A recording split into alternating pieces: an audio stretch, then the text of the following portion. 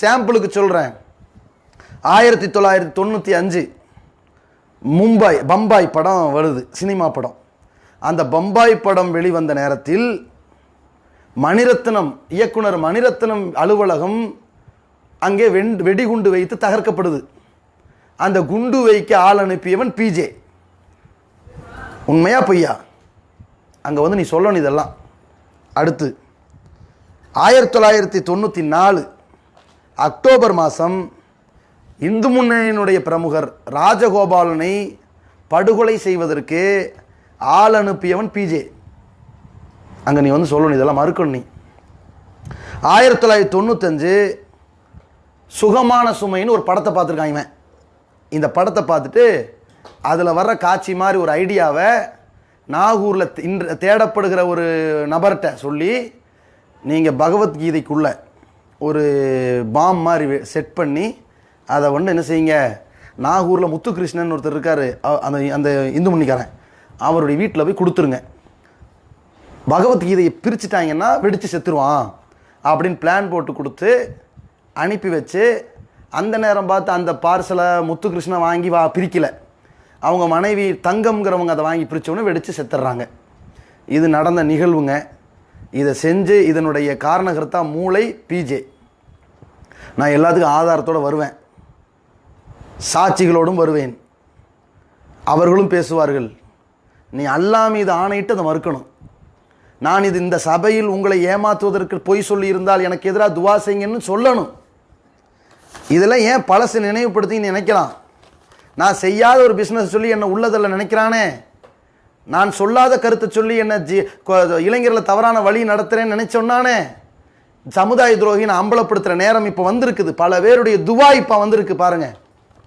சங்கராச்சாரியார் காலில் இவன் விழுந்திருக்கிறான். காலில்னா போய் சந்திச்சிருப்பான், காலில் விழுவேன் நாளைக்கு மாற்றிருப்பான். சங்கராச்சாரியாரை 2 வாட்டி இவன் சந்திச்சிருக்கிறான். இவன் சந்தித்து இவன் மீது காவல்துறை, உளவுத்துறை, மத்தியில் உள்ள அதிகாரிகள் வந்து நடவடிக்கை எடுக்கக்கூடாதுங்கிறதுக்கு அமித்ஷாவை தொடர்பு படுத்தி இவன் சில உதவிகளை பெற்றிருக்கிறான். சொன்னவர் இலாஹி. எல்லாத்தையும் நான் போடுவேன். அடுத்து இவன் காரைக்காலில் இமாம் அலியை வைத்து இளைஞர்களை அழைத்து ரகசிய கூட்டம் போட்டு குண்டு வைக்க வேண்டும், அங்கே குண்டு வைங்க, இந்த ஹோட்டலில் குண்டு வைங்க, இங்கே குண்டு வைங்க, இவன் முர்த்ததா போயிட்டான், இஸ்லாத்தின் வெளியேறிட்டான், அவன்கிட்ட குண்டு வைங்க, இவன் பொம்பளை சோக்கில் தெரியறான், இவன்கிட்ட குண்டு வைங்க என்றெல்லாம் சொல்லியும் விட்டு, இதெல்லாம் 95களில்.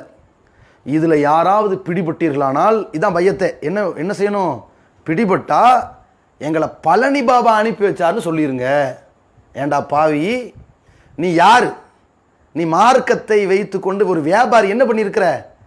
செய்கிறதையெல்லாம் செய்ய தூண்டுறது ஒரு ஆளை, அதை நான் தான் தூண்டினேன்னு சொன்னால் தியாகி ஆயிடுவனி. அதையும் செய்யாமல் பழனி பாபா செய்ய தூண்டினார்னு போட்டு கொடுத்தியா இல்லையா? அதை மறுக்க முடியுமா உன்னால? சாட்சிகளோடு வரும், ஆதாரங்களோடு வரும். அல்லாமி சத்தியம் பண்ணி மறுக்கணும். இதை பழனி பாபா மேலே பழிய போடுங்க. என்ன ஆலிம் ஜார்ஜ், அந்த ஆள் வந்து இஸ்லாத்தை விட்டு வெளியே போயிட்டார்.